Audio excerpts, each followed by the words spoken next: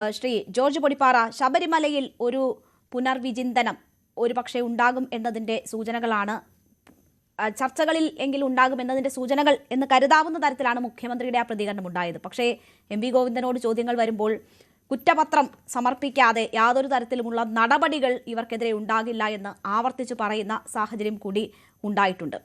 ഭരണവിരുദ്ധ വികാരമുണ്ടോ എന്ന സൂചനകൾ അല്ലെങ്കിൽ അക്കാര്യങ്ങളും ചർച്ച ചെയ്യുമെന്ന സൂചനകൾ CPM സംസ്ഥാന സെക്രട്ടറി നൽകിയെങ്കിലും മുഖ്യമന്ത്രിയുടെ അധ്യക്ഷതയിൽ ചേർന്ന സെക്രട്ടേറിയറ്റിന് ശേഷമാണ് അങ്ങനെ ഒന്നേ ഇല്ല എന്ന തരത്തിൽ CPM സംസ്ഥാന സെക്രട്ടറി കാര്യങ്ങളെ വിശദീകരിക്കുന്നത് നമ്മൾ കണ്ടത്. അപ്പോൾ തെറ്റ് തിരുത്താൻ വേണ്ടിയുള്ള പഠനമാണ് അല്ലെങ്കിൽ ഇപ്പോൾ നടക്കുന്ന അവലോകനം എന്നത് താങ്കൾ കരുതുന്നുണ്ടോ? നമുക്ക് 2010 അനുഭവവും 2011 അനുഭവവും ചൂണ്ടിക്കാട്ടിക്കൊണ്ടാണ് ഇത് മറികടക്കാൻ പറ്റുന്നതാണ് എന്നത് നേതാക്കൾ ആവർത്തിച്ച് പറയുന്നത്. ആ സാഹചര്യമാണോ കേരളത്തിൽ ഈ 2025 അവസാനം ഉള്ളത്? രേണു, ഈ തെറ്റ് സംഭവിച്ചിട്ടുണ്ടെന്ന് ആദ്യം സ്വയം ബോധ്യപ്പെട്ടാലല്ലേ തെറ്റ് തിരുത്താൻ പറ്റുള്ളൂ. അല്ലെങ്കിൽ തോൽവി സംഭവിച്ചിട്ടുണ്ട് എന്ന് സ്വയം ഏറ്റുപറഞ്ഞാലല്ലേ, അല്ലെങ്കിൽ അങ്ങനെയൊന്ന് അംഗീകരിച്ചാലല്ലേ ആ തോൽവിയുടെ കാരണങ്ങൾ വിശകലനം ചെയ്യാൻ പറ്റൂ. ഇത് രണ്ടും അംഗീകരിക്കുന്നില്ല, തെറ്റ് സംഭവിച്ചിട്ടില്ല, തോൽവി സംഭവിച്ചിട്ടില്ല എന്ന് പറഞ്ഞാൽ പിന്നെ എങ്ങനെയാണ് ഈ തിരുത്തലും അതുപോലെ തന്നെ വിശകലനമൊക്കെ നടക്കുക? അടിസ്ഥാനപരമായിട്ട് ഞാൻ ഓർക്കുന്നത് VD സതീശൻ പറഞ്ഞൊരു കാര്യമാണ്.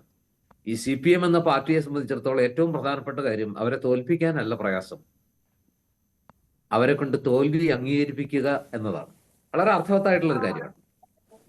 നമ്മൾ ഈ പറയുന്ന പോലെ നേരത്തെ എന്റെ പ്രിയപ്പെട്ട സുഹൃത്ത് ശ്രീ ജയേന്ദ്രൻ പറഞ്ഞ പോലെ ഒന്നും അല്ല കാര്യം. ഈ ചോദ്യം എം വി ഗോവിന്ദനോട് വന്നപ്പോൾ ഒരു ചിരിയായിരുന്നു മറുപടി, തോൽവിയെക്കുറിച്ച് മുഖ്യമന്ത്രിയോട് ചോദിക്കുമ്പോഴും ചിരിയായിരുന്നു മറുപടി. അതായത് അവരത് അംഗീകരിക്കാൻ തയ്യാറല്ല. തോൽവി അംഗീകരിക്കാതെ എങ്ങനെയാണ് ഈ തിരുത്തലും അതുപോലെ തന്നെ വിശകലനവും ഒക്കെ നടക്കുക? തോൽവി സംബന്ധിച്ച യഥാർത്ഥത്തിലുള്ള പ്രശ്നം എന്താണ്? ഇവിടെ CPM-നെ സംബന്ധിച്ചിടത്തോളം ഇതിനേക്കാൾ വലിയ തോൽവിയാണ്. ഇപ്പൊ 2010 വെച്ചിട്ട് ഈ 2025 തോൽവിയെ തുലനം ചെയ്യാൻ പറ്റില്ല. നമ്മൾ പലപ്പോഴും പറയാതെ പോകുന്നൊരു കണക്കുണ്ട്. ഈ 2010 അതിനു മുമ്പും ഒക്കെ ഉള്ള ഒരു പ്രശ്നം എന്താന്ന് വെച്ചാൽ, കേരളത്തിൽ കമ്മ്യൂണിസ്റ്റ് അനുകൂല വോട്ടുകളും കമ്മ്യൂണിസ്റ്റ് വിരുദ്ധ വോട്ടുകളും അങ്ങനെ രണ്ടായിട്ട് കേരളം ഇത് ചെയ്യുമ്പോൾ ആ കമ്മ്യൂണിസ്റ്റ് വിരുദ്ധ വോട്ടുകൾ ഏതാണ്ട് എല്ലാം ഒരേ പെട്ടിയിൽ വീഴുന്നു, അല്ലെങ്കിൽ UDF-ന് കിട്ടുന്ന ഒരു സാഹചര്യം ഉണ്ടായിരുന്നു അതിനു മുമ്പുള്ള ഒരു കാലഘട്ടത്തിൽ. പക്ഷെ അന്നൊക്കെ ഒരു 5%, 6% വരെയൊക്കെ BJP വോട്ടുകൾ ഉണ്ടായിരുന്നുള്ളൂ. പക്ഷെ ഇപ്പോഴാവട്ടെ അത് 14% മുതൽ 22% വരെ, തിരുവനന്തപുരത്തൊക്കെ 22%, 24% വരെ ആ വോട്ടുകൾ BJP-യിലേക്ക് വീണ കമ്മ്യൂണിസ്റ്റ് വിരുദ്ധ വോട്ടുകൾ, അല്ലെങ്കിൽ CPM ഇടതുപക്ഷ വിരുദ്ധ വോട്ടുകൾ എന്ന് വേണമെങ്കിൽ വിശേഷിപ്പിക്കാം.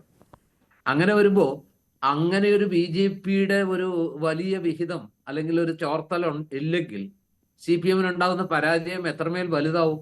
അതായത് ആ വിരുദ്ധ വോട്ടുകൾ ചെതറിപ്പോവുകയാണ്. അത് ഒരിടത്തേക്ക് കോൺസെൻട്രേറ്റ് ചെയ്യാതെ രണ്ട് ഇതിലേക്ക് പോവുകയാണ്. അതായത് BJP വലിയൊരു ശതമാനം പിടിക്കുന്നു, ബാക്കിയുള്ളത് UDF-ഉം പിടിക്കുന്നു. എന്നിട്ടും UDF-ന് ഇത്രയും വലിയ വിജയം കിട്ടുന്നു, CPM-ന് ഇത്ര വലിയ പരാജയം ഉണ്ടാവുന്നു. നമ്മൾ ഈ പറയുന്നത്ര സിമ്പിളാണോ? അതായത് 325 ഗ്രാമപഞ്ചായത്തുകളുള്ളത് 520ലേക്ക് 510ലേക്കൊക്കെ എത്തുമ്പോൾ ഇന്നത്തെ ഒപ്പത്തിനൊപ്പം നിന്ന് അവിടെയുള്ള ഇതൊക്കെ അടക്കുമ്പോൾ ഏതാണ്ട് 510ലേക്ക് എത്തിയെന്നാണ് ഞാൻ മനസ്സിലാക്കുന്നത്. 575 ഉണ്ടായിരുന്നിടത്തു നിന്നാണ് ഈ പോകുന്നതെന്ന് ആലോചിക്കണം. ഏതിലേക്ക്? 300 ഇതിലേക്ക് പോകുന്നത്. ജില്ലാ പഞ്ചായത്തുകൾ 7 3 2 മാത്രമേ യഥാർത്ഥ ഭൂരിപക്ഷം ഉണ്ടായിരുന്നുള്ളൂ, ഒരിടത്ത് ടോസ് ആയിരുന്നു. അങ്ങനെ ഏത് നിലയ്ക്ക് നോക്കിയാലും, ജില്ലാ പഞ്ചായത്ത് നോക്കിയാലും, നഗരസഭകളിലെ തോൽവി കുറെ കൂടെ ഭീകരമാണ്. അപ്പൊ ഇതെല്ലാം എടുത്തു നോക്കിയിട്ട് ഇപ്പൊ ജയേന്ദ്രൻ ഒടുവിൽ കണ്ടെത്തുന്നത് പോലെ 2 തരം വോട്ടിംഗ് ആണ് കേരളത്തിൽ നടന്നത്. ഒന്ന് അർബൻ വോട്ടിംഗ്, മറ്റൊന്ന് റൂറൽ വോട്ടിംഗ്. ജയേന്ദ്രനോട് ഒരൊറ്റ ചോദ്യം ഞാൻ ചോദിക്കുന്നുള്ളൂ. ഈ പത്തനംതിട്ടയെ നിങ്ങളൊരു അർബൻ ജില്ലയെ മൊത്തത്തിൽ നിങ്ങളൊരു അർബൻ മേഖലയായിട്ടാണോ കാണുന്നത്? അല്ലെങ്കിൽ ഇടുക്കി, കുറെ കൂടെ സ്പെസിഫിക് ആയിട്ട് എടുത്താൽ ഇടുക്കിയെ ഏത് രീതിയിലാണ് കാണുന്നത്? അർബൻ വോട്ടിംഗ് ആണോ? അവിടെ എത്ര സ്ഥലങ്ങളുണ്ട് ഈ അർബൻ സ്വഭാവമുള്ളത്?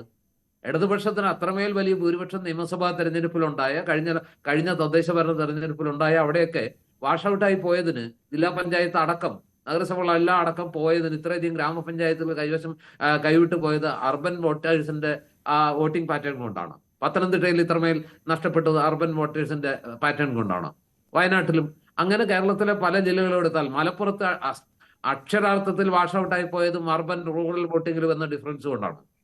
ഇത് വളരെ കൃത്യമായിട്ട് പറയണേ. കേരളത്തെ സജീവന്റെ കാഴ്ചപ്പാട് വളരെ ശരിയാണ്.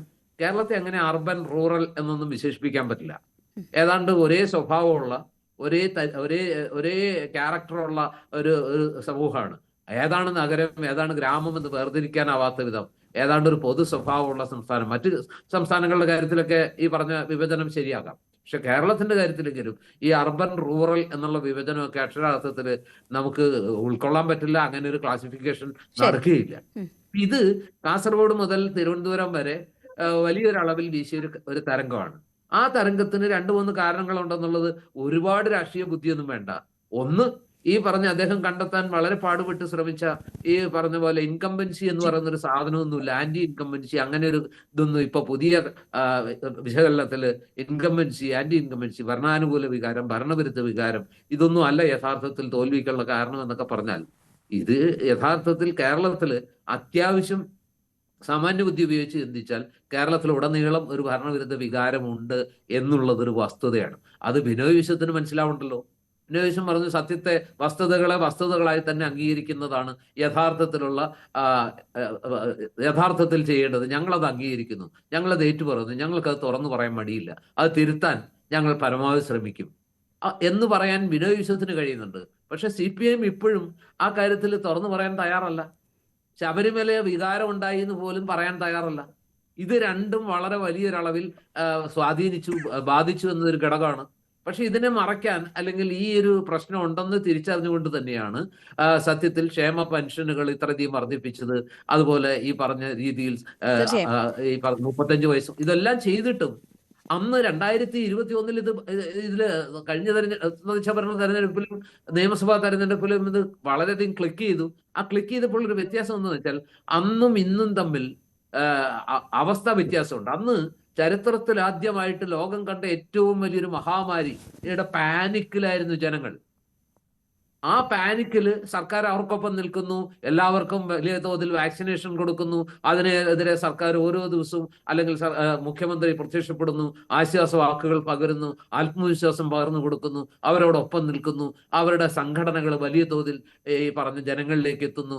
ഇങ്ങനെ വീട്ടിൽ നിന്ന് ഇറങ്ങാൻ പറ്റാത്ത ഭക്ഷണമില്ലാത്തവർക്കെല്ലാം പാക്കറ്റുകൾ എത്തിച്ചു കൊടുക്കുന്നു. ഓരോ പഞ്ചായത്തിലും അതിനനുസരിച്ചുള്ള വലിയ സ്ക്വാഡുകൾ ഉണ്ടാകുന്നു, വലിയ പ്രവർത്തനങ്ങൾ ഉണ്ടാകുന്നു. ഇതും സർക്കാർ ഉയർന്ന് പ്രവർത്തിച്ചതും ആരോഗ്യവകുപ്പ് ഉയർന്ന് പ്രവർത്തിച്ചതും അതുപോലെ തന്നെ പ്രാദേശിക തലത്തിൽ ഇത്രത്തോളം പങ്കാളിത്തം ഉണ്ടായതൊക്കെ ജനങ്ങൾ അംഗീകരിക്കുകയും ഉൾക്കൊള്ളുകയും ചെയ്തു.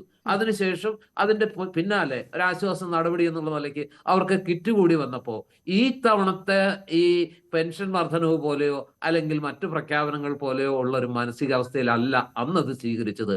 അന്നത് സ്നേഹത്തോടെ, സന്തോഷത്തോടെ, ഒരു നന്ദിയോടെ, ഒരു ഞങ്ങളോടൊപ്പം നിൽക്കുന്ന കരുതലുള്ള ഒരു സർക്കാർ ഉണ്ട് എന്നുള്ളൊരു വിശ്വാസത്തോടെ അത് സ്വീകരിച്ചു. പക്ഷെ ആ ഒരു വിശ്വാസം, ആ ഒരു കടപ്പാട് ഇത്തവണ ജനങ്ങൾ വിചാരിച്ചെന്താ, ഇപ്പൊ ഈ 40-ാം മണിക്കൂറിൽ അല്ലെങ്കിൽ നേരത്തെ സജീവം 12-ാം മണിക്കൂറിൽ ഈ പെൻഷൻ വർദ്ധിപ്പിച്ച് അതുവരെ സമയത്ത് പെൻഷൻ കൊടുക്കാതെ ആ ഒരു നടപടികൾ കൂടി